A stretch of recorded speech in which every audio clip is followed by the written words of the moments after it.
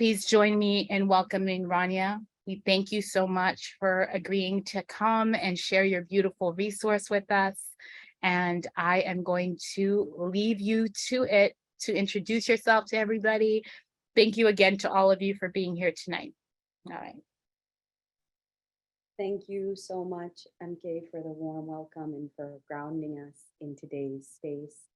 Thank you to all the access, tech, and documentation teams working to make this space safer and more accessible to all of us. My name is Rania, and today I am joining you from the relative safety of my home here in Toronto, in the Gathering Place, in Treaty 13 territory.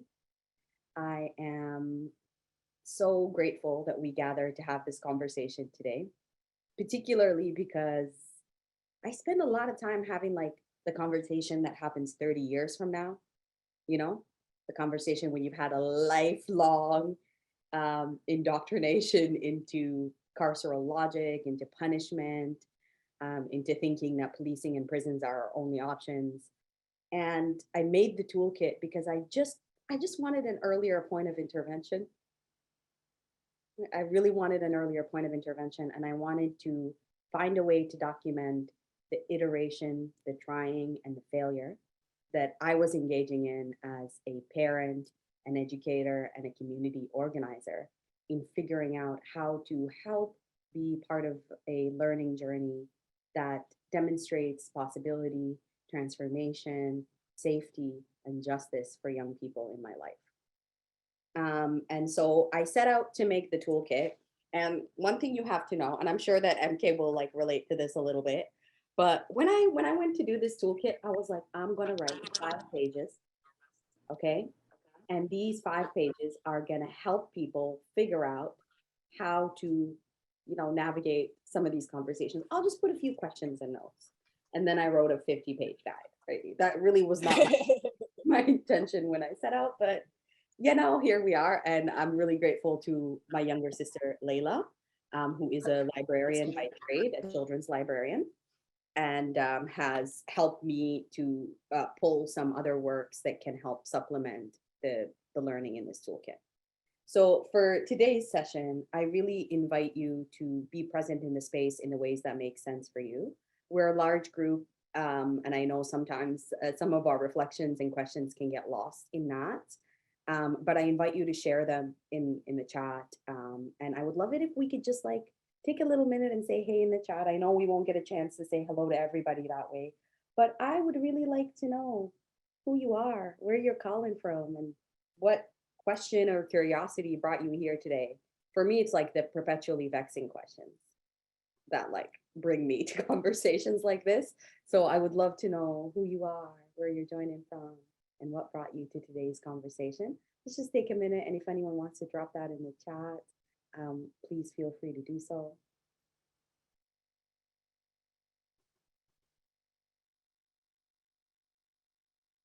Thanks for starting us off, Patricia.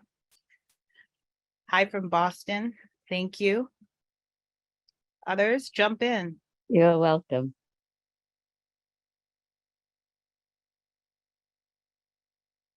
Southern Pennsylvania, Washington, Florida, UK, Winnipeg, Detroit, LA, Oregon, Chicago, Los Angeles, Portland, Cali, Northern Side, New York, Durham, amazing, Illinois, Aurora, Ottawa, Philadelphia, Southern New Jersey, a lot of people from Minneapolis, Seattle, Hershey, Pennsylvania. Amazing.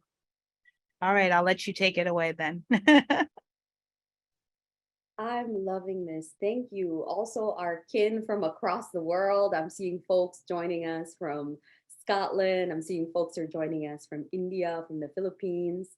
I'm so excited. I'm so grateful. I'm loving this. Hey, okay. So one of my dear friends, Keisha, called me one day in a little panic, right?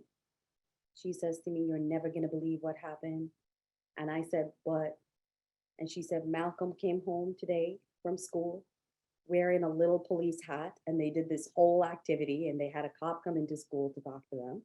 And she was in a place of panic." Okay. And I understand, I've been in that place of panic too. Like, we're at a community festival, the cops are telling all the kids, "Come on, sit in the back of the squad car, get your picture taken." And I felt like anxious, I felt the anxiety that she was experiencing in that moment, because it is anxiety that I felt too as a parent, right?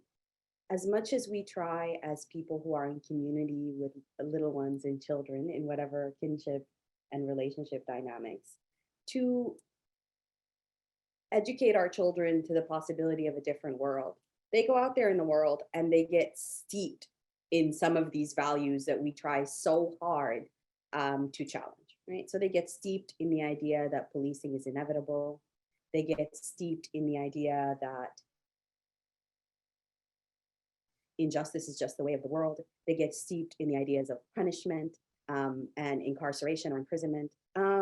And we reinforce those lessons in our kinship ties, in our family dynamics, in our schooling, and in the ways that we treat each other in our communities often.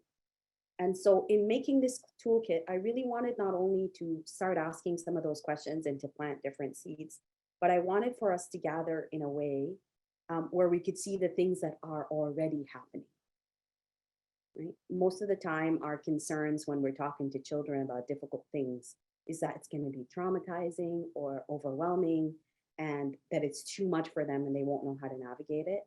But one of the most extraordinarily empowering and, like, frankly, practical things that we can do with little ones is taking the opportunity to show them who's already doing things and inviting them into some of those practices so they can feel that they are part of the solution or the part of building that world that we know is possible.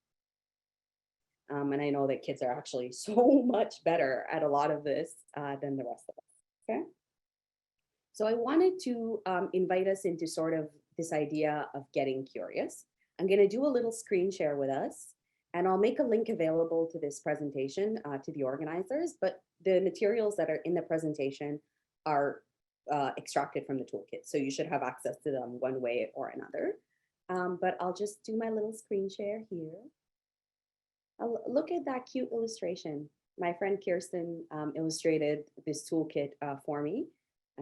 Luckily, she's always on board to help me realize my random and often last minute ideas. So we can see here that the sort of main title image is this picture of a child planting corn. And we're going to kind of dive into this idea of getting curious. Right? One of the things that we inadvertently learn through our mainstream dynamics of teaching and learning is a kind of a dangerous lesson. Right? This dangerous lesson is the punishment of teaching and learning, or the dynamics of teaching and learning. That it's bad to be wrong, that teaching happens in this coercive or transactional way, that we're often afraid of the people who are teaching us. And for a lot of us, who are now at the age where we are raising children in whatever dynamics, right? Not all of us are going to be parents as we engage with kids, but when we are thinking back to our own education, so much of that is filled with coercion and punishment and fear of making mistakes and fear of asking questions, and this idea that the people who are teaching us know everything and that we know nothing, right? And that's further amplified by the social position of children in the world. We live in a culture that really devalues children in childhood. Childhood is a position of marginalization. This is one of the things that gets me like the most hate on Twitter. I don't know why. When I write about childhood as a position of marginalization, we live in a society that really devalues kids, and that sadly is a child-hating society in the ways that we sort of behave towards children, in the ways that we want children to comply. Right? That's often our dynamic towards children, is getting them to be compliant. which is really at odds with a justice mindset, right? Compliant children, I don't think that's a positive thing. So much of getting to the world that we want requires disobedience at the very least, right? And a lot of courage. So one of the most courageous things that we can do is move ourselves, our families, our communities towards a dynamic of being co-learners with kids, you know, getting really good at saying, I don't know, or I'm finding out and I'm learning too, or we can find out together, or I'm curious about that too. Right? That can be really helpful. Encouraging observation. Right? And I say this as I was talking to my friend Keisha, who was really kind of the instigator behind me taking the time to put this toolkit together. Now, when I was talking to my friend Keisha, I was like, you cannot pass on the anxiety you're feeling about this situation to your child in the conversation that you're trying to have. Right? Sometimes the way we approach the conversation teaches two dangerous lessons.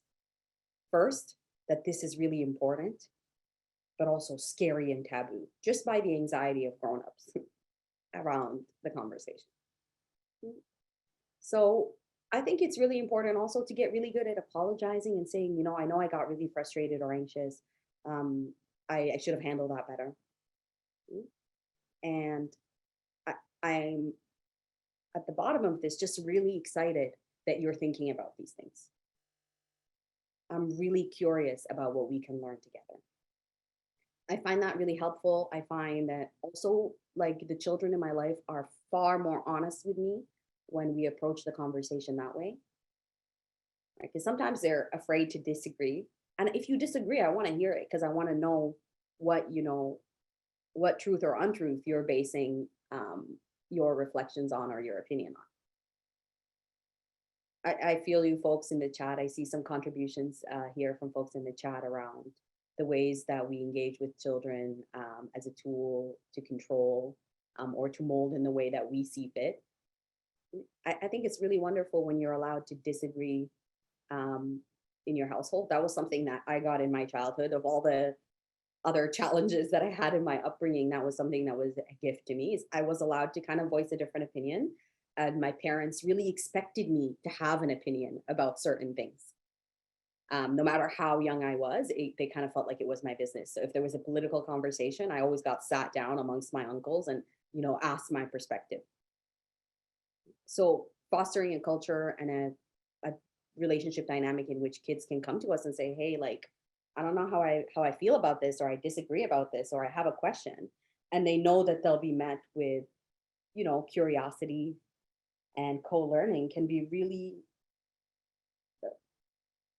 transformative for the way that we approach the conversation.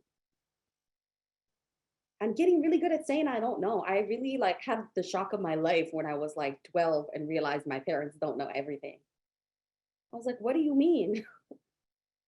This is news to me.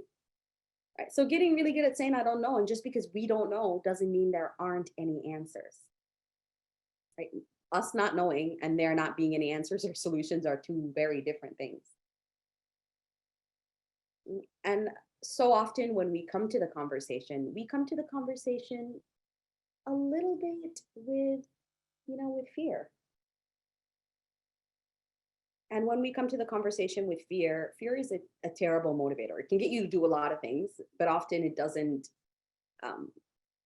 create the soil for transformation or for something to grow in a sustainable way. Yeah, it is, MK. MK is writing in the chat, just because we don't know doesn't mean there are no answers, is basically an abolitionist core principle. Most definitely. And honestly, I wish I could say this more so to grown-ups than little kids, because it's the grown-ups who are so quick to dismiss abolition as this ridiculous thing that's so unfeasible and kind of quote unquote juvenile, right? And that tells you a lot about how we feel towards kids as a society.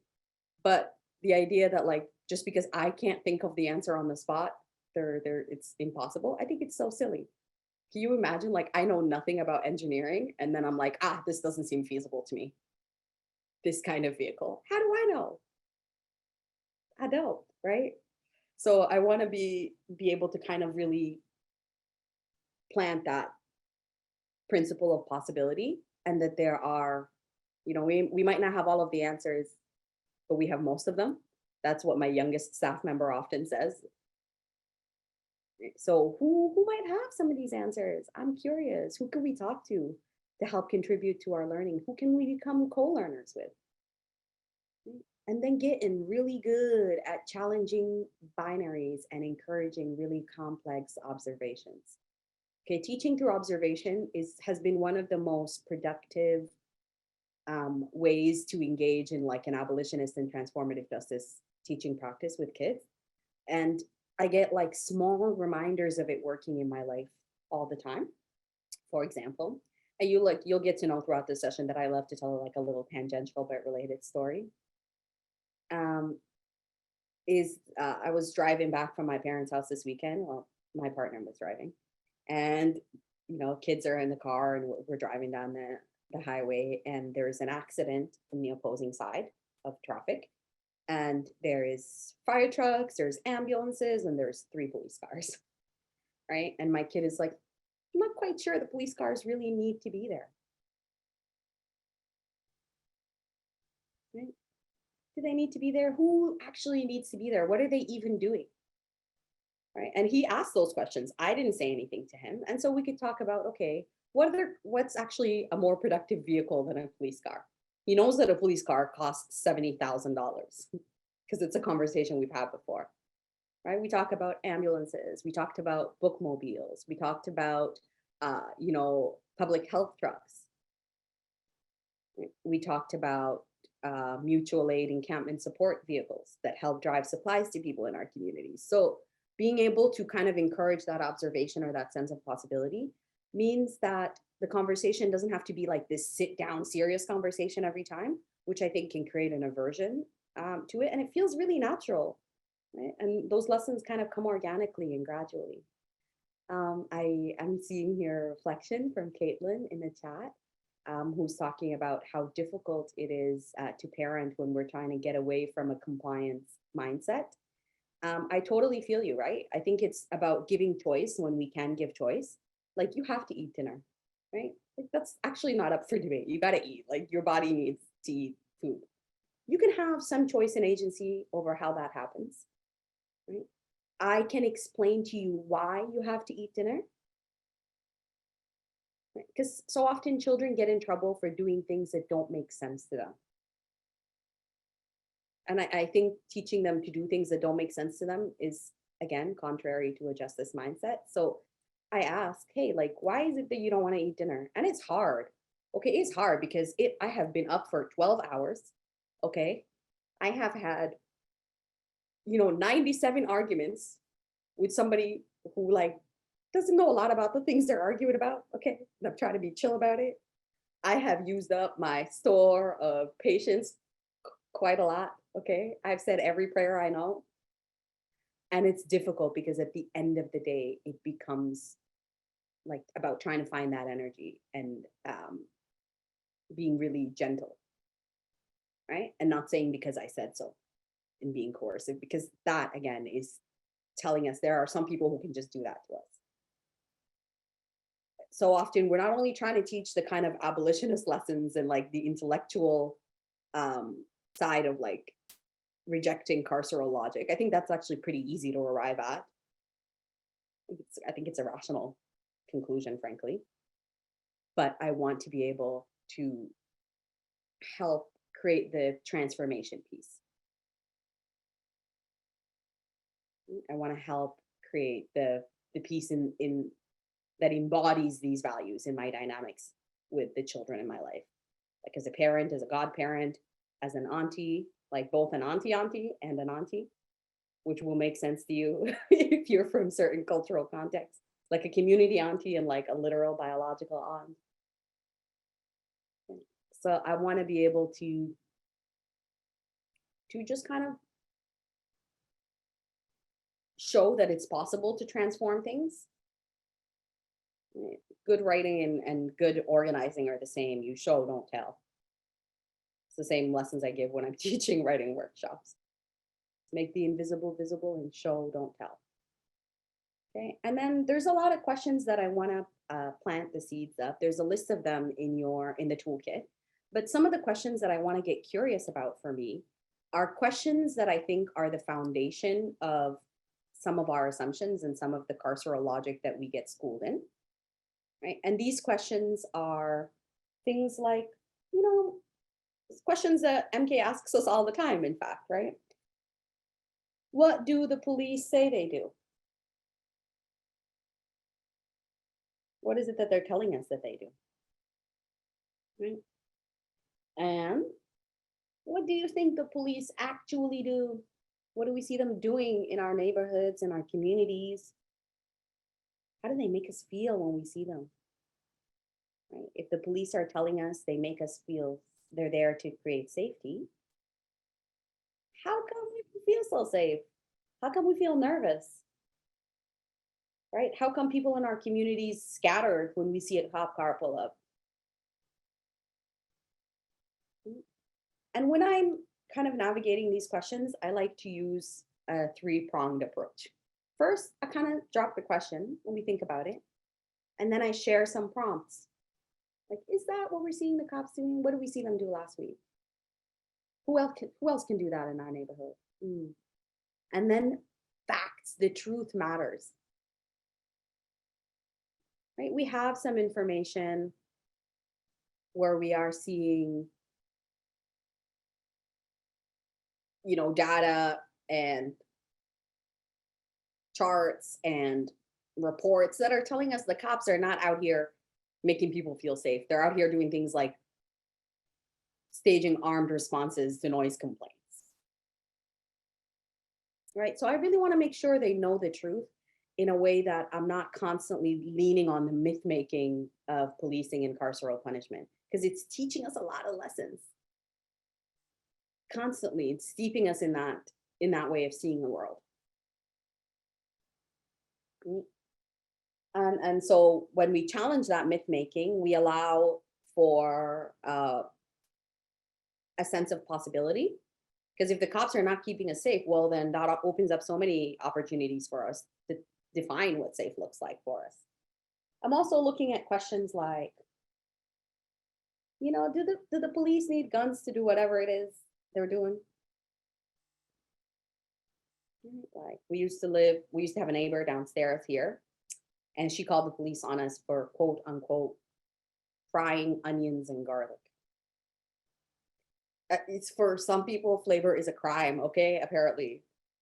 And so, you know, I could talk to my kid. They're like, hey, there were like 5 cops and 3 cruisers that pulled up on our driveway and a fire truck, okay? And did they need a gun to come tell me to stop frying onions and garlic? No.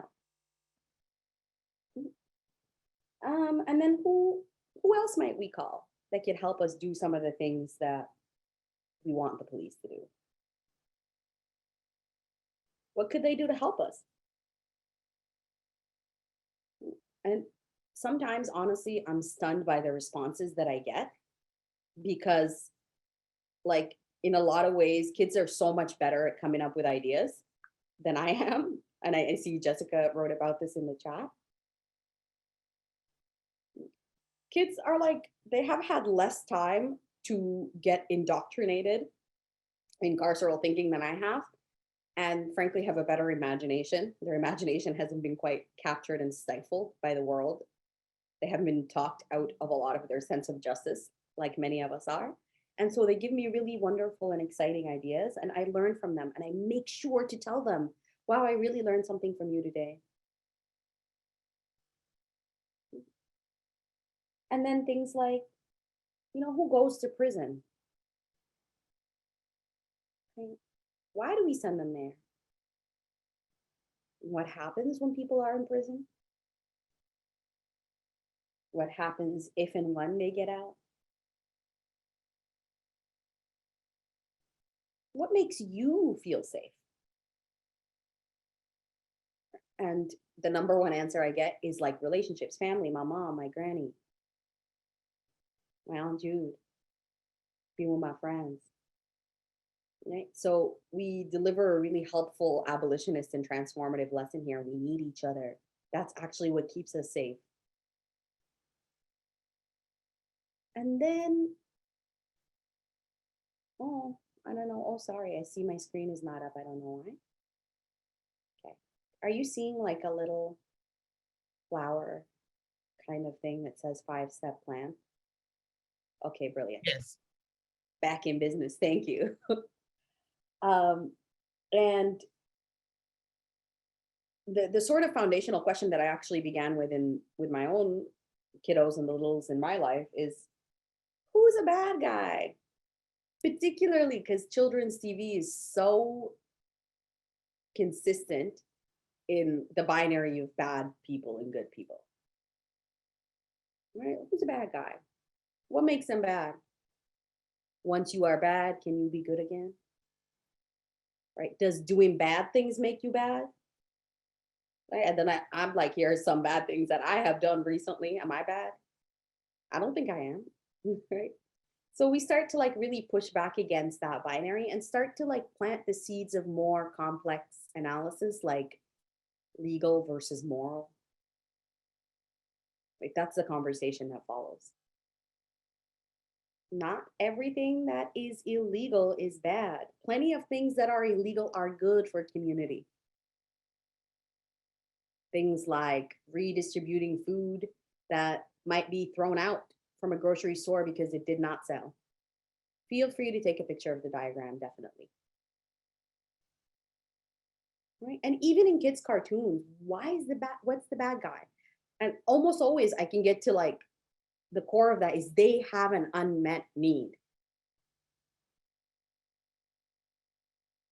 I'm constantly trying to be like, okay, well, what can make somebody good again?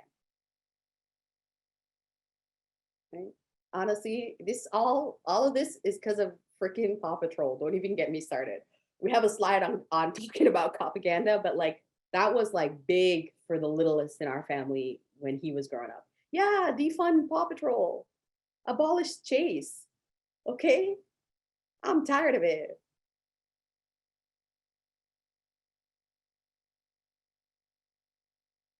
Yeah, honestly, Paw Patrol is menacing all of us, and it's made in a studio down the street from my house. I just want to go egg that place. I won't, but I want to. And it's like it's everywhere.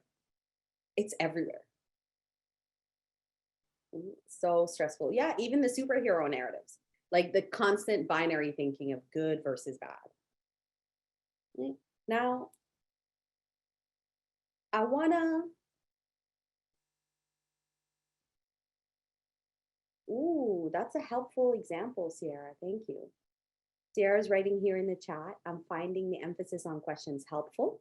Just this morning, a child at my daycare yelled a character a bad guy, called a character a bad guy, sorry. I said, I'm not sure there are bad guys, and my comment didn't seem to prompt curiosity, just insistence that there are indeed bad guys. Perhaps a question would have helped. Right? I think it's easier, in fact, to ask a question and to kind of open the door for a conversation because it lets me kind of understand their thinking or their logic and find the point of intervention that's more effective for that particular child.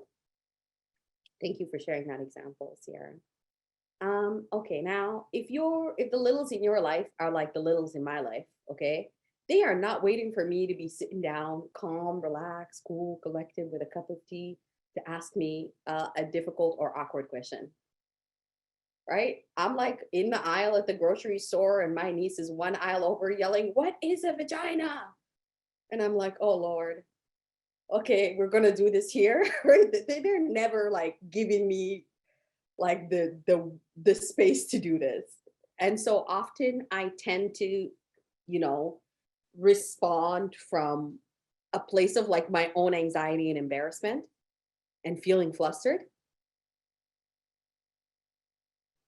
So I want to have a good plan. I like a tool. So the 5-step plan really helps me to like not lose sight of the question and also not try to answer 50 different questions and be like, ah, well, first I'm going to give them the history of prisons and incarceration.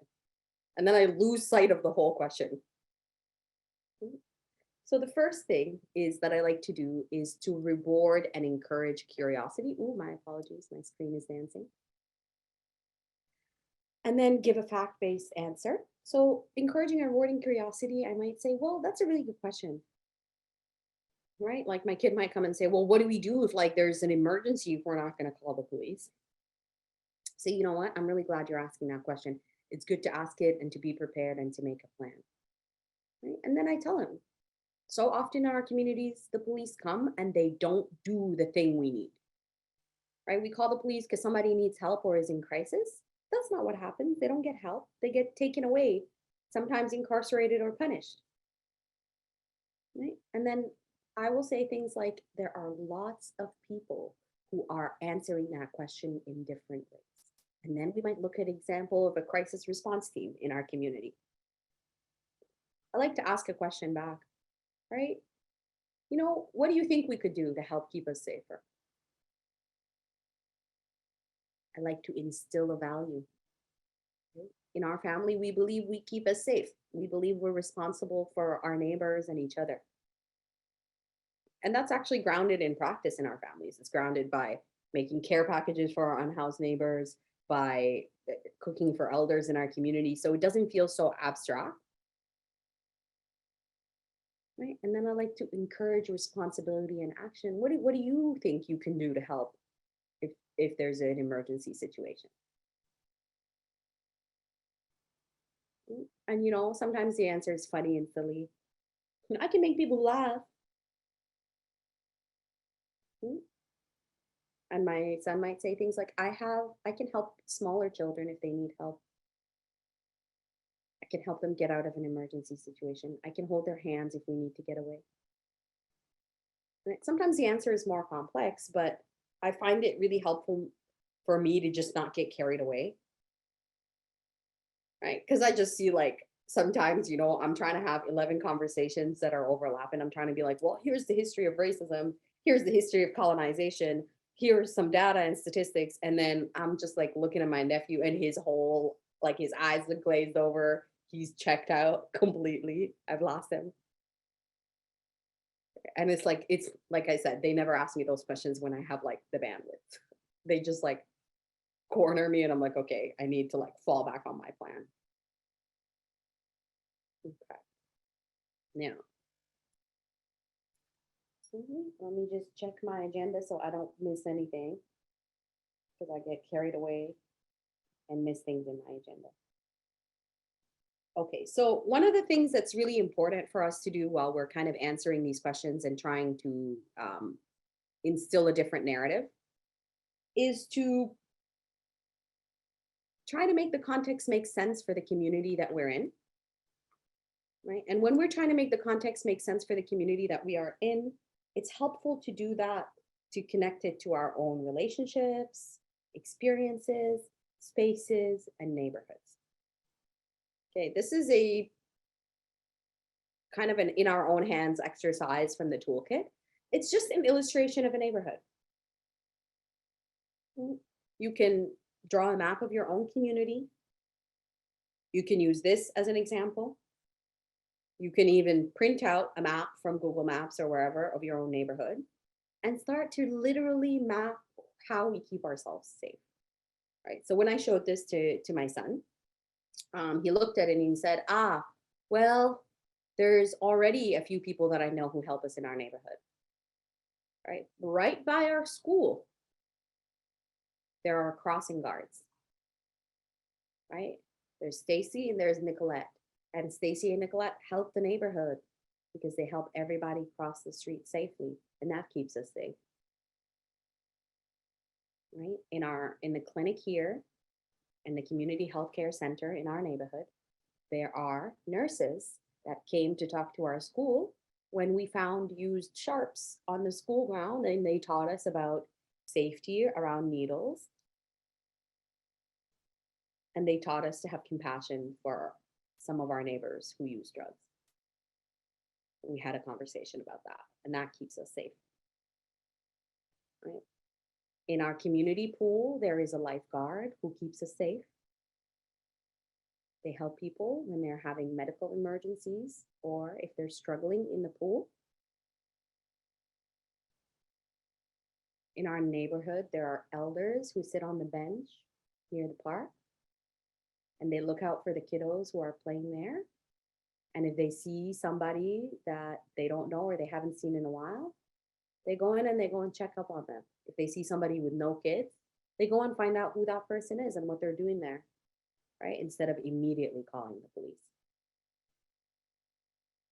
In our neighborhood, there are young people who hang around in the park and around the grocery store, and they help some of our elders carry their groceries home or to the car. Sorry, my screen is dancing. So it's really helpful to start to think about, who do we know that's already doing stuff? What can we do? Part of the answering the 5-step plan is compelling in action, because that can help young people feel responsible rather than overwhelmed and helpless, and can help them begin to develop the tools and the relationship it actually takes to get to that world. I think Kristen did such a good job with this illustration. It's so cute. So cute. Now, I also want to think about this idea of highlighting the helpers in every space that we're in. Right? This is a sort of the Mr. Rogers idea. Right? Who's doing things in a situation of crisis? Like, we're walking through the park, we see some of our unhoused neighbors, and we see, hey, there's some encampment support folks, and they're handing out hot soup, and they're handing out care packages, and they're making sure that people are not getting removed from the park. Hey, we see people literally defending our neighbors against getting displaced. Right? We see our school community council pushing back against some really homophobic messaging in our community, and that keeps people safe. Right? When I asked my son this, he said our dog keeps us safe, and she does. I actually took her to crisis response team gatherings where we were helping people move out of abusive situations. She kind of just came with me.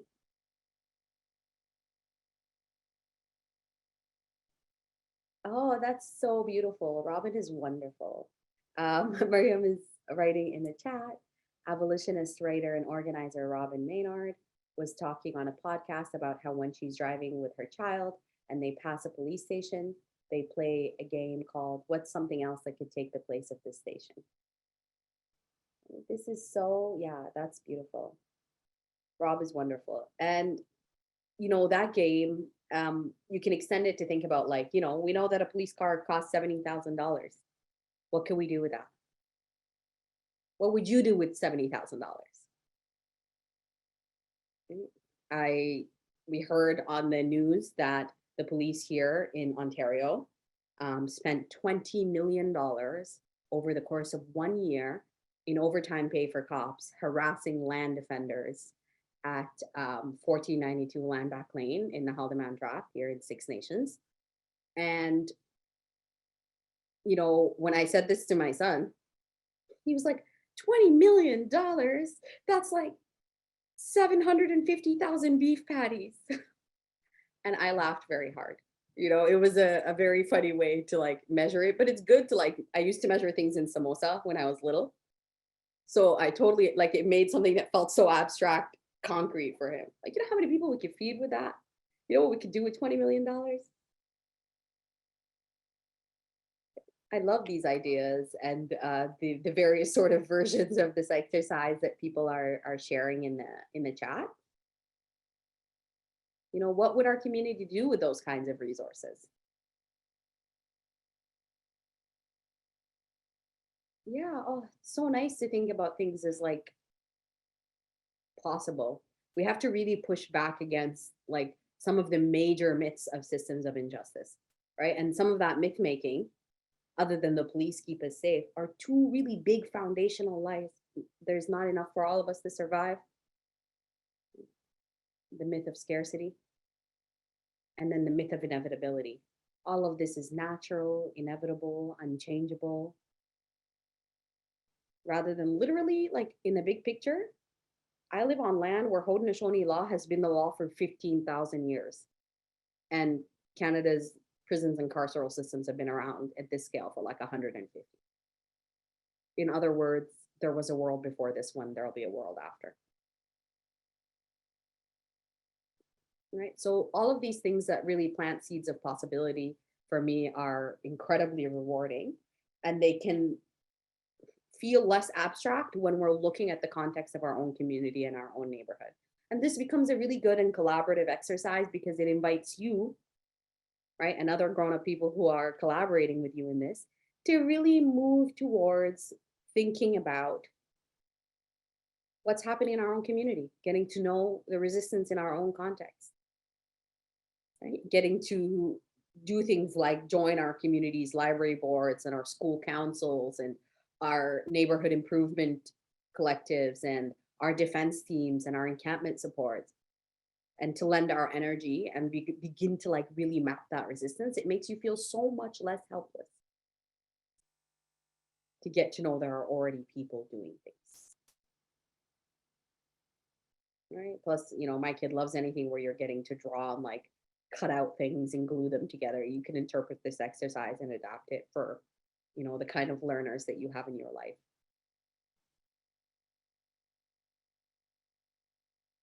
Now, one of the things that I find helpful too is starting to understand the experiences of people we know with the police. You know, people in our community, starting to observe and understand what their relationships are like.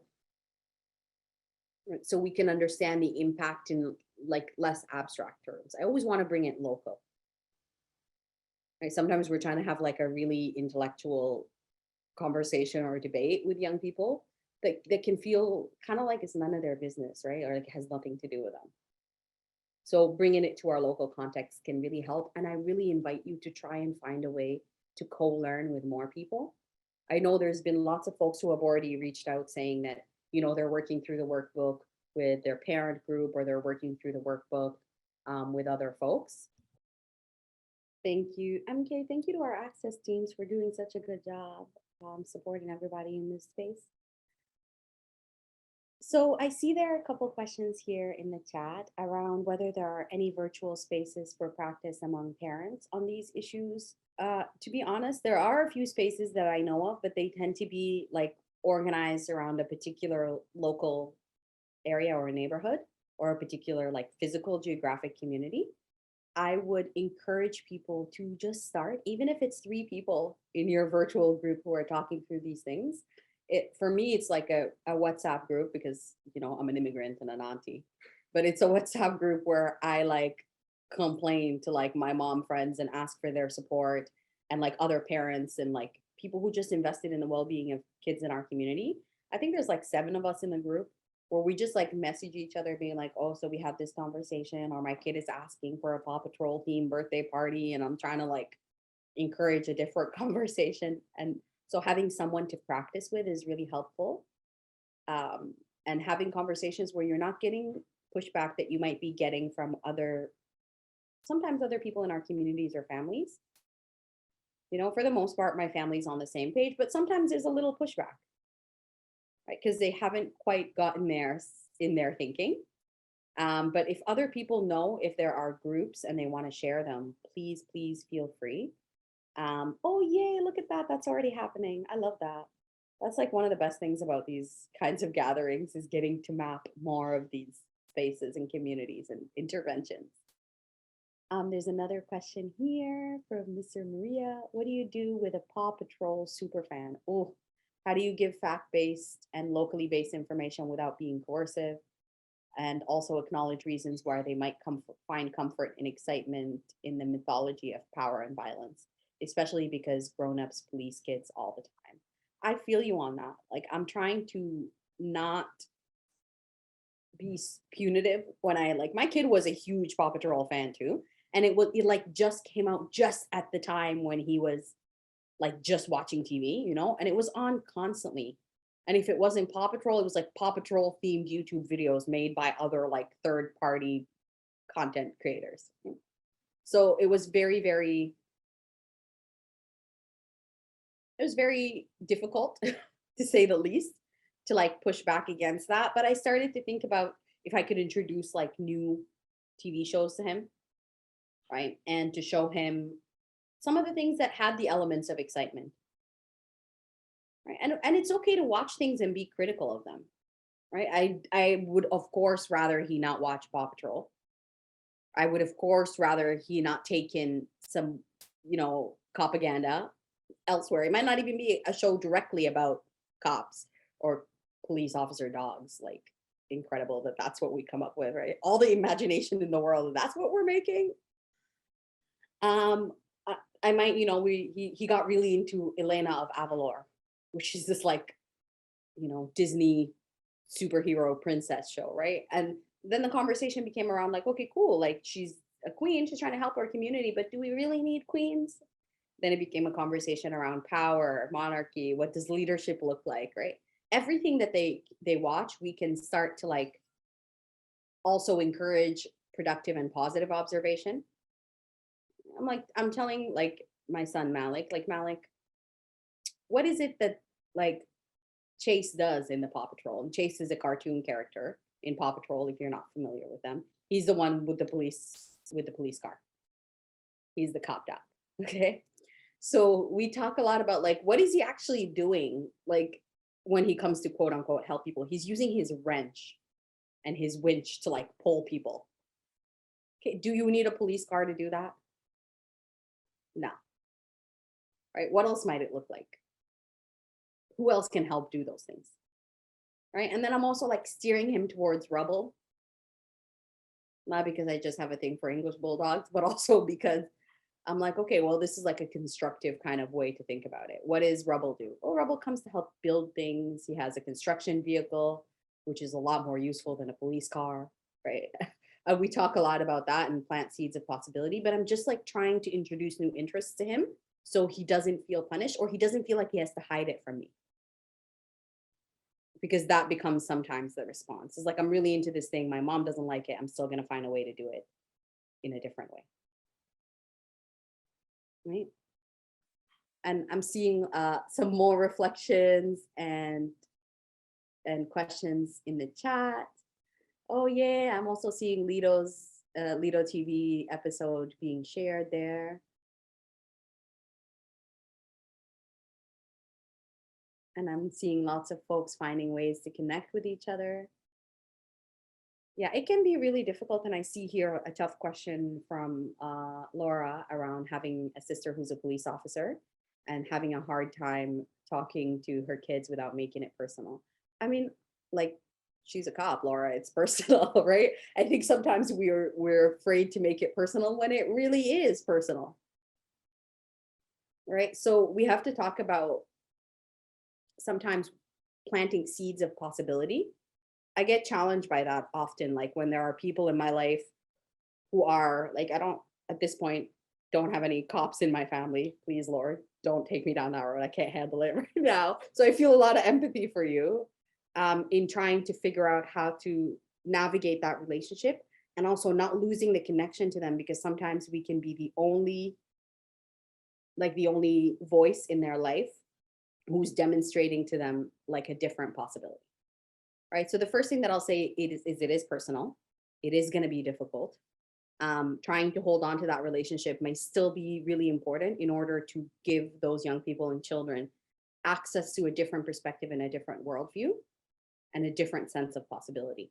Right. So what are the small ways that you can plant seeds around that? And who can you enlist to help you in having that conversation so it doesn't create like an adversarial dynamic between yourself and your sister? And even though you might still feel that way. Right? That's the best advice that I can give around that, is ask for more people for help, find ways to introduce a different sense of possibility for those young people, whether it's, bringing them books or taking them for experiences or inviting them to help contribute to some mutual aid or community work that designs interventions other than policing can be a good way to kind of invite them into a different worldview.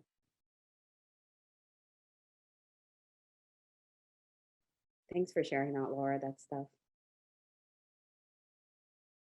And I'm loving how many more people are constantly sharing more and more ways to connect with them and some of the work that they're doing in the chat.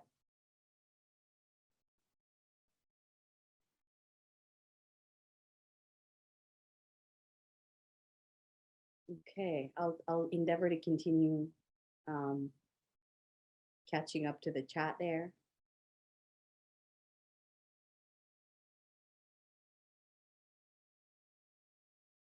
All right. So when we were before the break, we were looking at that illustration of the neighborhood. I'm going to go back to it if my computer cooperates with me.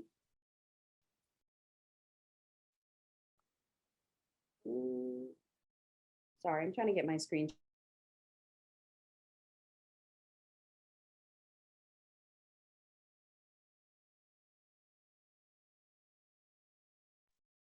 Did we lose Rania? Yeah, it looks like we did. Okay. Well, Rania will be back up in a minute.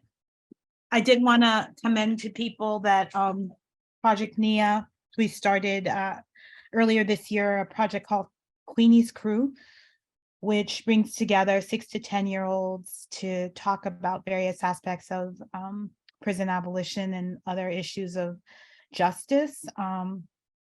And I think Layla put in the chat a forthcoming event, which is almost, I think, at capacity soon, but for caregivers who will be having a conversation with 2 abolitionists who are currently writing a book about parenting and abolition, who are going to be speaking with the parents a little bit about that work and what they're up to and what they're doing.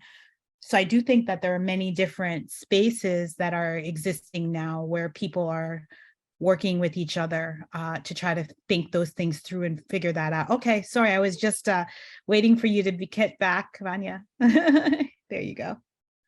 Thank you, MK. Thanks for filling in there. I don't know what happened. I just got kicked off for a second. I don't know what the last thing that people heard me say is, but back to the map. You were just going to show your slides. You were bringing your slides up. I'm going to leave the map. I'm not going to show it now because that's what put me in trouble a second ago. But what I am going to say is that another way to expand on that exercise is to ask, what else do we need? This is what we have now, but what else do we need? Right? So my kid found a used needle on school grounds. So after all the conversations after it that ensued, we began to talk about what a safe consumption site is or an overdose prevention site is, right? And how that might contribute not only to making our neighbors who use drugs feel safer and actually be safer, it might contribute to greater safety within our broader community. Right? It might connect people to resources or support that they might need. So being able to also invite like imagination is really helpful. What else do we need? Right? What else could we do with that $70,000 in our own neighborhood instead of, you know, buying another police vehicle, which in our city we replace every 5 years? Right? What do we do? What can we make? This is like making me so happy, all the people connecting with each other in the chat. My favorite thing in a workshop is to get the opportunity to. Okay, I'm gonna try to pull up the slides, and if they don't work, MK, I'm gonna ask you to pull them up. Sounds good. Are we seeing them? Yep. Okay, that's wonderful. Alhamdulillah, I'm very happy. Okay. Okay, so I want to start to kind of expand this idea of challenging, you know, binary thinking, and particularly challenging the idea of good versus bad. Now, this illustration, you will find the exact illustration in the workbook, but I want to start to push back against propaganda and the foundation of good versus bad. Right? We get taught often as children and so often reinforced through children's media that the world has good people and bad people. That's it. You're either good people or you're bad people. Good people do good things. And because they're good and they do good things, the police are nice to them. Right? And good people don't need to be punished. They're good.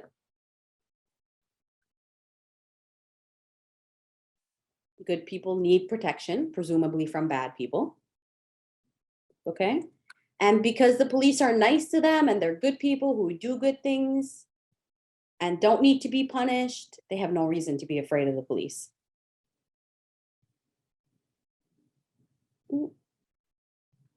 Because they are good.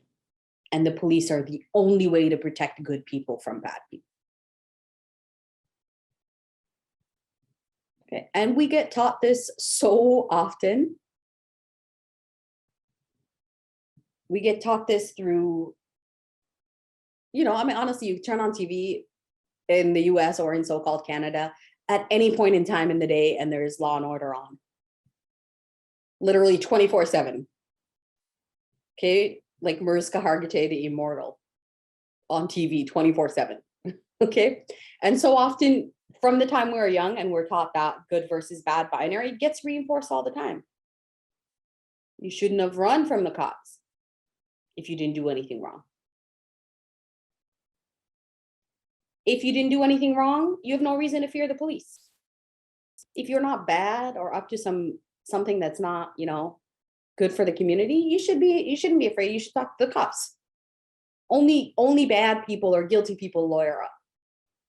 Right? That narrative is taught to us and reinforced so consistently that if we don't interrupt it and start to plant the seeds like, hey, just because something is illegal, don't make it bad. Just because something is legal doesn't make it good. There are plenty of legal things that exploit people. We talk about that. It's legal in our community here to bring in migrant agricultural workers, people who grow our food, and send them home with untreated injuries. That's technically legal. And not give them the food that they need while they're here.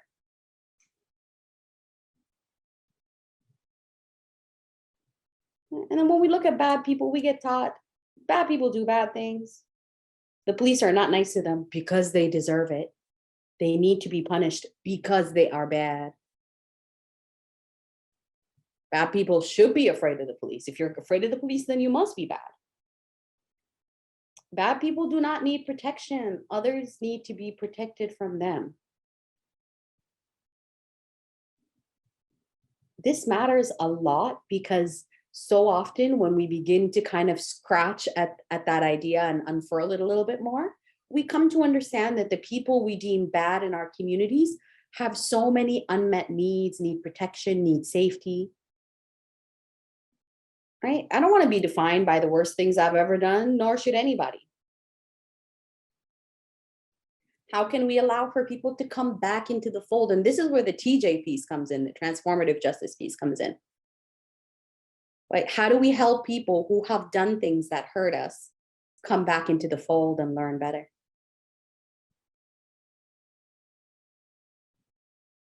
That's really a question. How do we bring people back into community with us? How do we restore our kinship? How do we create nuance? And honestly, I've gotten so many good results from like kids literature that's not necessarily directly about abolition, so on and so forth, but literature where characters are really complex and challenged. Good character development is good for abolition. You can empathize with people doing challenging and difficult and sometimes bad things, and that's helpful. Right now, because bad people are bad, the police are the only way to stop them from doing bad things. Now we've challenged legal versus moral, or good versus bad. And now we're thinking about what are the bad things that people are doing? What are the bad things that people are doing?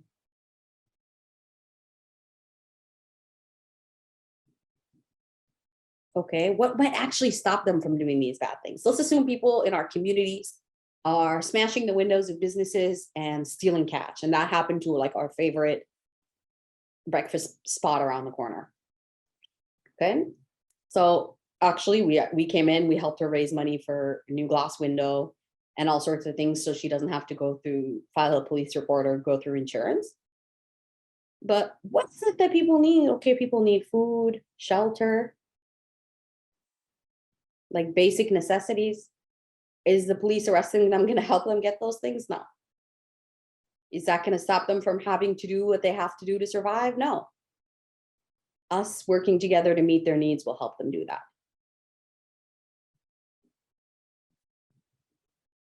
Oh, thank you. Yeah, you can ignore my chats, Rania. I'm complimenting.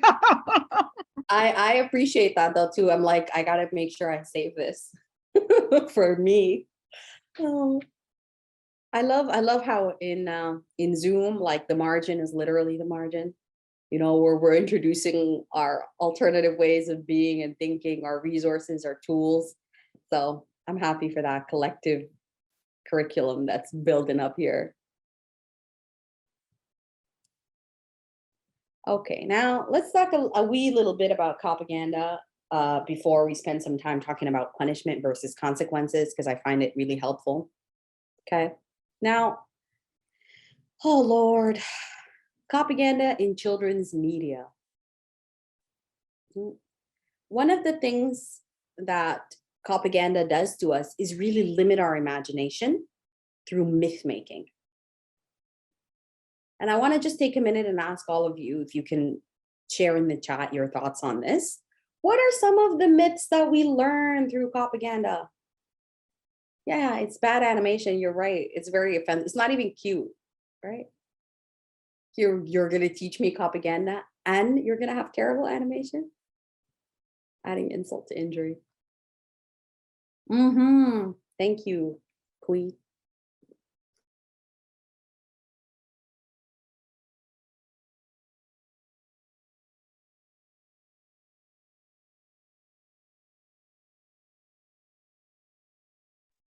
Yes, thank you, folks. We're hearing things like the government is on our side.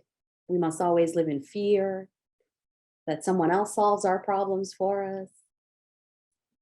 The cause of harm will go away once the cops get involved. Cops are here to help. The cops are community helpers. Cops are positive community members. Higher powers rescue, never the community. That people equals problems without understanding the context of their problematic actions. That cops will respond to and fix crisis. That they protect us and they have the skills to respond to these problems. That they actually help us. That they can tell who did wrong. That there are two types of people, victims and criminals. Right? And I'll say that sometimes even in our abolitionist teaching and learning spaces, we remix a version of this, that there's abusers and survivors, and that's it. And these are like exclusive categories. That some people are helpless and others have power, and that's okay because that's how our world is. That the cops are nice to everyone who asks them for help. That they'll listen and be effective. That they do what they do because they care. Okay, most cops I know or have come across in my life did it because they thought it was cool and they could have a gun. That the more cops we have, the more crimes get solved. I'm like, yo, you call the police, they're gonna show up 2 hours late with a notepad. You could call me, I'm gonna do it for you. I could show up 2 hours late with a notepad. That the law is just and moral, that we need them. That when cops are bad, it's a rare and easily solvable issue. That systems can heal harm.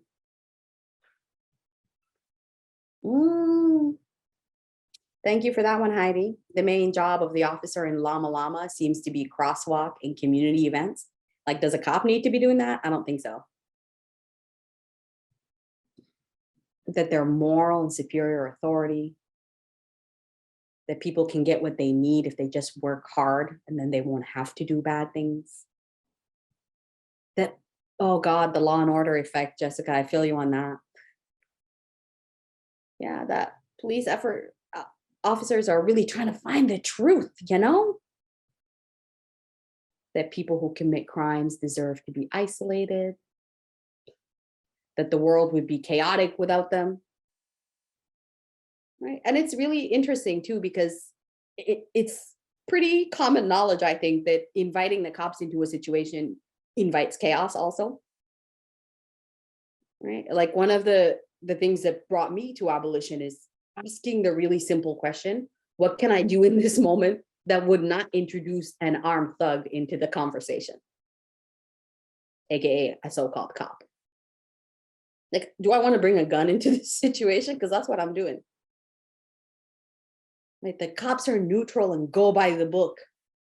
Right? The book is racist. That's the problem. The book is the problem. Cops are heroes. They're efficient and crucial. They're the best social workers and interventionists. They prevent and solve crime. They don't commit crimes. Kids are safer in school with cops. Laws are fair. Ooh, they keep coming. Cops have credentials. Might makes right. That firing your gun is a valid response to people who run away from cops. Right? Or that guilty people deserve it. Right? And I don't want to be so attached to the idea of innocence, right? Because I think that's something we have to challenge. Even people who have done the things that we said they've done don't deserve harm. That there is such a thing as blue lives, please. Okay, right? Oh God. That firing guns arbitrarily is cool and exciting. That school cops help guide kids in the right direction rather than like arrest a million of them and stop 0 school shootings.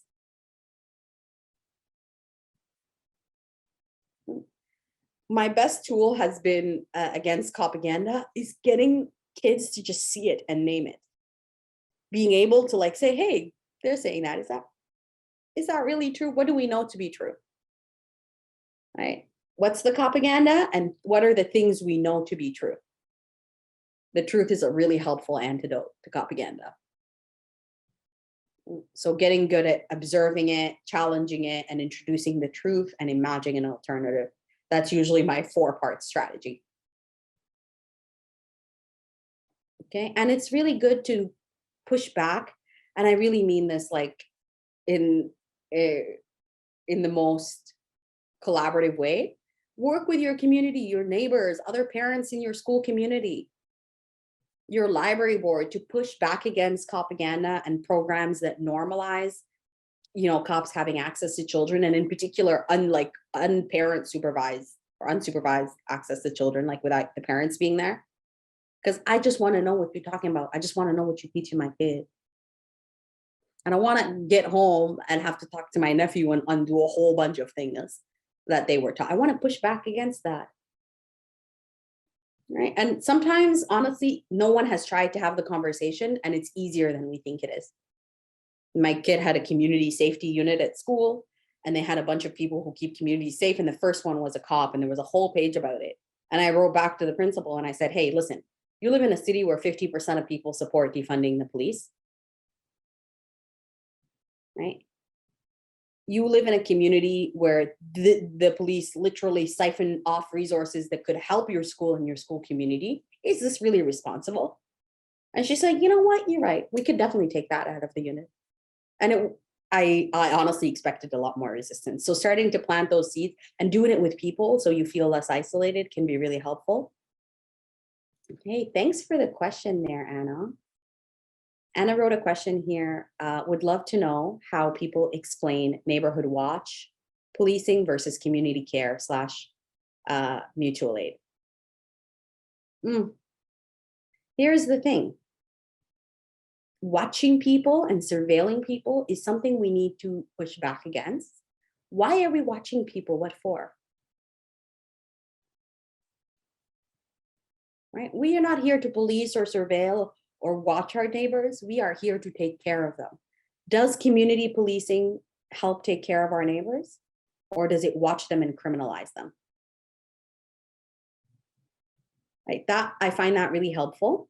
Like, do we need to surveil each other? Does that make us feel safe? Does having our needs met and seeing what our neighbors need make them feel safe? Oh, look at that. Thanks, Katie. Katie wrote that there's a beautiful poster with a message like, we don't watch our neighbors, we see them. Watching people for what purpose? Usually to criminalize them or to harass them or to remove them from community. Thanks for sharing the link, hey?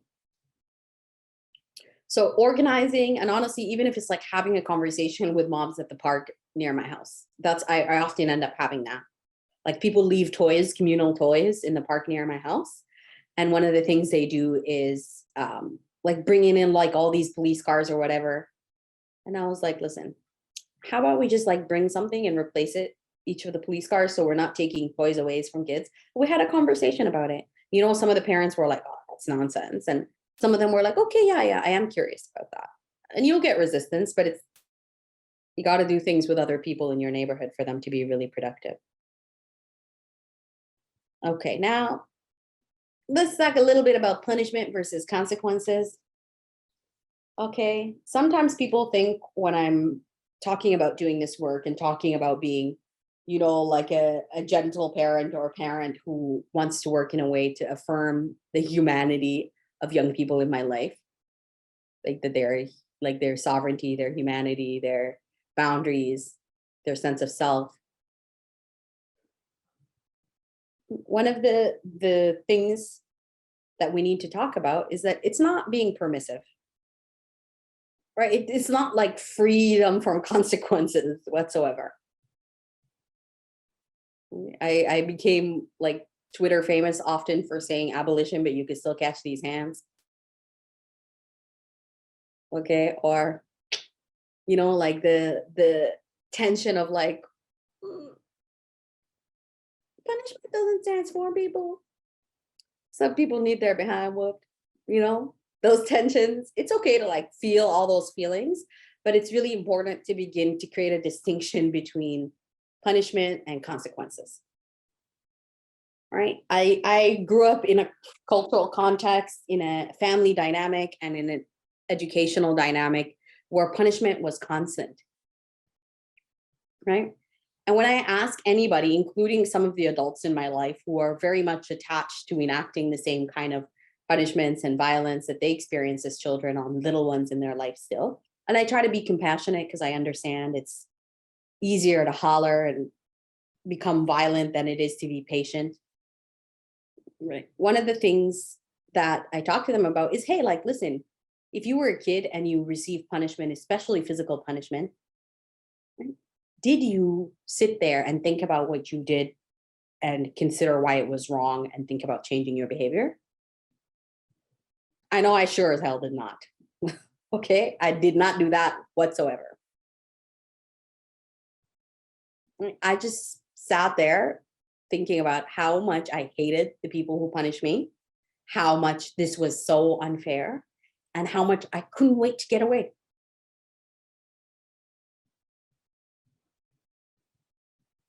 We can't teach our children to let go of punishment and carceral logic and begin to imagine the possibilities for what world is like available to us and what world we can build together while we continue to enact the same kind of punishment towards them. Right? Now, I want to think about the distinction between punishment and consequences. When punishment is meant to physically, emotionally, or mentally hurt people who hurt us or make mistakes, consequences can be natural or logical. They don't necessarily have to be imposed by other people. You know, I love talking about natural consequences and consequences that we can predict happening. Like a really basic example is like, listen, it's a cold day outside. You want to argue with me about it, but I promise you it's -5 degrees outside today and it's snowing. Okay, Celsius, for those of you south of the so-called border. If you don't wear a jacket today, homie, you're gonna get cold. And that's not me punishing you. I'm not making you cold. You can predict that if you do not wear a coat in -5 weather, you're gonna get cold. That's a natural consequence. Nature is not particularly targeting you for the shivers. Okay, also things like logical consequences. Like it is logical to think if we insult or assault someone repeatedly, that they might have a reaction to that that we do not like. Okay, I know there are littles listening, so I'm not gonna cuss, or I'm trying not to cuss. I've been so good so far. Honestly, somebody better write my mom a letter, let her know I haven't been cussing. Okay. One of the things that's like, it's mess around, find out, F around, find out. That's really what it is. Like, that's a good lesson to learn. Sometimes you do things and consequences are predictable as a result of that. People have a right to defend themselves. People have a right to resist annihilation by any means necessary. People have a right to protect themselves and their communities. People do not have to swallow or accept injustice and harm. Right? And that's also helpful because it pushes back against some other dangerous narratives like perfect survivors, people who make all the right choices in the course of experiencing trauma and harm. And also shifts the focus from like survivorship per se. All of us are going to survive many different kinds of harm and violence and experiences. And unfortunately, more and more of us every day because of the way our world is. I also want to think about the fact that punishment is often really arbitrary. It's not connected to transformation or restoration. It punishes past behavior instead of trying to think about what we should do to prevent future instances of harm. Consequences are connected to restoring or creating safety for our collective of people. What I mean by that is sometimes consequences can feel punishing even though they're not. Like sometimes when people have done harm in certain spaces, we ask them not to be in these spaces for some time. Sometimes people feel punished by that, but it isn't punishment. It's not meant to hurt that person. It is meant to create safety and try to figure out how do we bring that person back into some of these spaces with care. Punishment is often imposed by people with more power than us, who have the power to level these kinds of, harms against us. Consequences don't have to be imposed by people. It can be connected to change behavior and transformation in the future. Right? And in punishment, we often use fear as a primary motivator. Punishment stops working eventually. When you strike your children, one day they grow up and strike you back. It stops working eventually. And it needs fear to work. Sometimes consequences can be positive or can give people support in order to restore or create safety. Punishment is not positive. Punishment is meant to coerce, bully, or force someone to behave in a particular way. Punishment means doesn't actually get the behavior to stop. It often teaches somebody not to get caught. When I got punished for sneaking out as a kid, I became very good at sneaking out. Okay, I had a whole system. It did not stop me from sneaking out. And in fact, my mom didn't want me sneaking out because she thought that was unsafe, but all it did was make me sneak out in more unsafe ways. It didn't arrive. I'm sorry, Mom, but it's true. I did keep sneaking out. Never got caught again. Hopefully she never watches this. Okay, my mom is definitely the person who will get mad at you about things you did in 1994. So, and consequences are meant to teach us something. They're meant to teach us things through cause and effect. They're meant to help us understand the impact of our actions on ourselves and our communities. Right? Prison, policing, they don't do those things. Right? People don't go into the penitentiary to actually make penance in that way.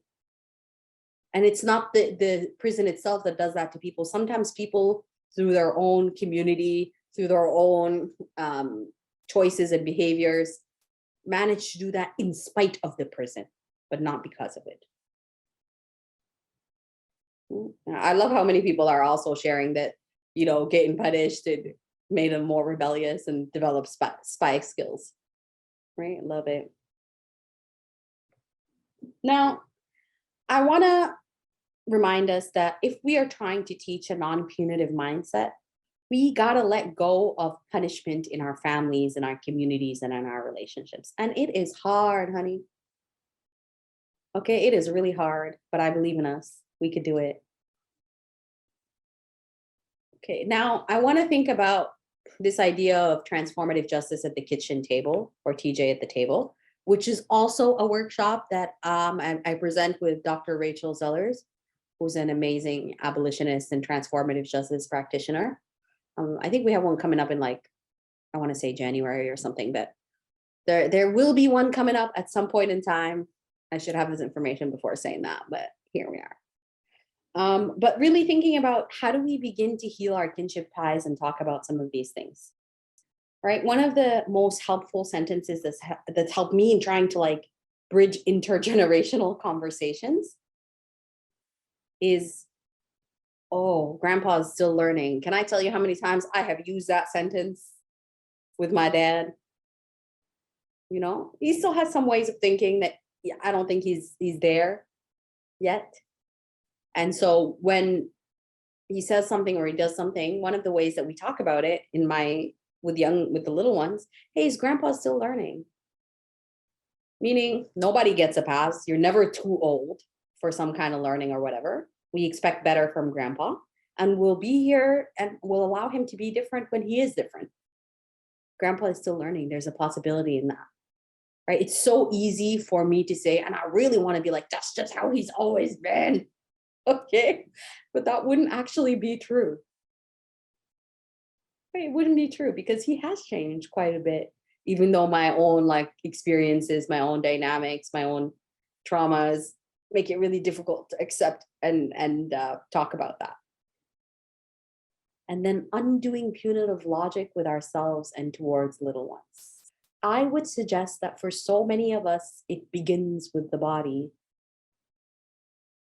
To borrow from the title of my friend Hannah, aka Frizzkid, of her book, it begins with the body. It does begin with the body. We have such punitive relationships with our bodies, compliance-based relationships with our bodies. I am punishing my body because it does not want to do certain things. All right, I'm punishing my body for taking a nap earlier today because I, quote unquote, have so much to do. I'm punishing my body for not looking a particular way. I want it to comply with the way that I want it to look. I want it to do things without rest. I want my body to smell a particular way, to behave a particular way, to be perceived a particular way. Right? Not just that, but my inner dialogue in my head. I'm speaking to myself in a very punishing way. And it is really obvious. Okay, it is really obvious that I'm speaking to myself in a punishing way, and the children around me are observing that. Right, and I often try to, like, talk to myself out loud, because the things I would say to myself in my head, I would never say to somebody out loud and expect them to thrive. So really interrupting that inner dialogue, that's really punishing. Getting really good at saying sorry. I put an adapted version of my most popular tool. I made this tool, I want to say, like, now coming up on 15 years. I made a tool called the Anatomy of an Apology. And it's, in fact, how most people come to know my work, is coming across that text or that tool. I'll send also to the organizers some language versions of it. But if you literally Google the Anatomy of an Apology, it'll come up. But in there is a version that's adapted for little ones or for children called Blooming Apologies. But really, we want to think about practicing apologies and accountability with kids by apologizing to children. Okay, kids learn to apologize because we prompt them to say sorry, sorry, and I'm back to doing whatever I was doing. Don't know what I'm sorry for, don't know what I'm gonna do next time. I don't have a different tool for moving through that situation. Okay, and then we as a grown-up say things like, I'm sorry you feel that way. Oh Lord. Okay, I made the Anatomy of an Apology because I did not want to leap at my friend Dave across dinner table for saying, I'm sorry you feel that way. Okay, I was like, sir, please don't apologize if that's what you're gonna offer to me, is I'm sorry you feel that way. You're not even a little bit sorry, okay? But really getting good at apologizing, especially apologizing across a power dynamic, like an adult-child power dynamic, is really wonderful. Right? It teaches us that even people with power over us can be accountable. And then getting really good at practicing transformative conflict resolution and de-escalation skills, and apologizing when we mess that up. I often have to come and say to my kid, hey, like, I'm sorry, I didn't handle that well. I'm sorry I got so frustrated with everybody. I'm sorry that wasn't fair. I was rushing you. It's not your fault we woke up late. I'm sorry I didn't handle that argument with grandpa really well. I should have been calmer. And then getting really good at inviting kids to set their boundaries and then respecting them. Don't push them when they say that's a boundary. I want to bring a me to a liberated world that can sustain it. Okay, L. Jones, who is a friend, abolitionist, prison organizer, and recently wrote a really beautiful book called Abolitionist Intimacies that everybody should read. Okay. But L talks a lot about like, hey, listen, what happens if prisons and police vanish tomorrow? Do we have the skills it takes to sustain that world? To build the relationships, interventions, and community infrastructure it takes to make that possible, to keep ourselves safe? I want to have the tools to do that, and I want to bring a me that is able to sustain that world. Thank you for the link, MK.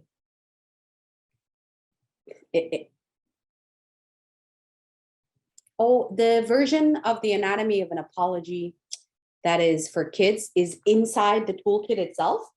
I'll post it separately once I get it translated. But I'm working on a Spanish, French, Arabic, ASL translation of it, which is usually the ones we launch all together at the same time. Okay. Now I want to think about how we transform some of the dynamics in our families. For me, that looks like non-coercive discipline, learning, and problem solving. And I like to invite, like, sometimes my kid to think about what's the consequence that might help us here. Right? And in the beginning, it was like, oh, no, zero consequences. It'll be fine. And I was like, no, what might help us?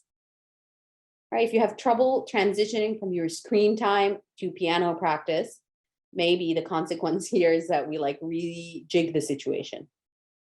Because it's hard to go from something you really want to do to something you're resistant to. And so we kind of problem solve together. Honest communication, explain why. I know it's hard and kids be asking you why all the time, but it can help kids interrupt things they feel don't make sense. How often do we see injustice that doesn't make sense and we don't want to interrupt it, or we don't feel equipped or empowered to do so? Having options and choice can help affirm agency and make kids feel less out of control. Again, talking about natural consequences rather than punishment. Using positive reinforcement and encouragement when we're talking about difficult things. Being consistent, approachable, and accountable when it comes to our own mistakes and choices. And then interrupting self-punishing behaviors in ourselves and others, especially encouraging kids to like not punish themselves and think about how they want to reward themselves in their bodies, what they feel proud of. I'm just catching up to people's reflections here. Oh, I love that practice. Is it Kai or Ki? I don't know, but in the chat here, one of our fellow workshop participants is talking about their teaching in school with kindergartners, that they had shout outs and apologies every day at the end of the day in closing circle. It was a time for kids to think about affirmations we said at the beginning of the day and reminisce on our agreements. Kids and teachers could shout out friends and teachers, and everybody also had an opportunity to give shout outs and apologize to one another. Teachers apologizing to kids. Part of this process meant that people did not need to accept apologies immediately if they weren't ready to. That's huge. In the anatomy of an apology, we think about two like really helpful, oh my goodness, sorry, that was what I was trying to get us to. Are we seeing blooming apologies on the screen? Cool. Thank you for teaching me to pronounce your name, Ki. I appreciate that. And thank you for sharing that practice. That's helpful. Right. One of the distinctions that we give in blooming apologies or in the anatomy of an apology is the difference between consent to give an apology and accepting an apology. Those are different things. Sometimes I'm ready to hear the apology and I need time before I accept it. One of the biggest foundations of an apology is consent. Sometimes people are hurt and upset and they just don't want to deal with us. I love saying things like, hey, can I apologize for something I said earlier? You feeling ready to talk about it? Sometimes my kid is like, no, I don't want to do that. I just want to be by myself. Okay, I invited you to set a boundary. I now have to respect it. Right? Naming the thing that we did is really important. That's a part of accountability. Empathy, meaning centering the emotional uptake that we need to give that person.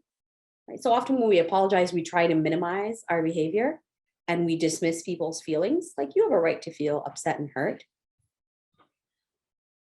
And then focusing on the hurt. It is okay that we feel guilty and we can process those feelings as our friends and other people and ourselves. But the focus of our apology should not be our own feelings of guilt. Accountability, taking ownership of our behavior and telling people how we plan to change it through change behavior. And then healing and boundaries, which is the piece that I talk about in the adult version of this around divesting from forgiveness. Right? Like that, we're not trying to transact apology for forgiveness. We're trying to figure out a way to heal, to move through it, to set new boundaries, to figure out how not to engage in that kind of behavior again. Okay, so this is the piece that I'll end on here today. I'm sure that we have some closing thoughts from our organizers, but I invite you to, if you want to join me on my Instagram. Tomorrow is Friday, which means I'm doing an Ask Me Anything over there. You're welcome to do it that way. You're also welcome to just kind of find me on the internet and connect with me that way. I'll do the best that I can to answer any lingering questions or talk through any reflections that you have. Thank you so much, everybody, for being here. Thanks to our access teams and the organizers for inviting me. Oh my goodness, Rania, you are so brilliant and so great. And I think everybody will join me in thanking you for this gift of your time. I certainly learned new things. I'm always so excited to be in space when I can continue to learn new things. So thank you for that. Everybody check out the toolkit, share it with others, get a bunch of people together and work through it with others. It really is important for us to create communities of resistance and communities of study and communities of solidarity in these days that are coming ahead. We are not nearly done with the fights that will come. We are dealing with fascism worldwide on the rise. Just an election does not end that. And we're going to need each other more than ever. And I think we were going to actually stop doing Building Your Abolitionist Toolbox this year. Our last session was going to be in December.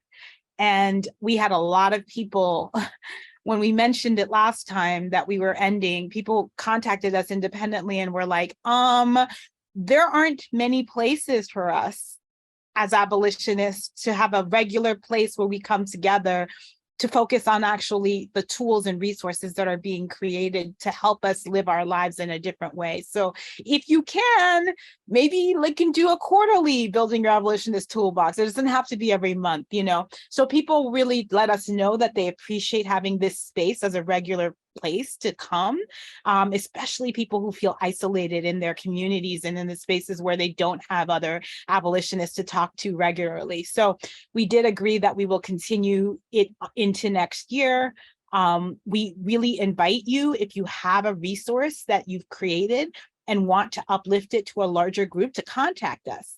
We would love to help get your stuff out there for other people, because these tools are so important, but it's so important to hear it from the people who created it, because they have in their minds and the ideas that, you know, how to make those things useful to us, how we can actually use them because they created it. So anyway, thanks again to Rania. Thank you so much to our lovely Access team, captioners, interpreters. Thank you, Erin, for making tech accessible to us.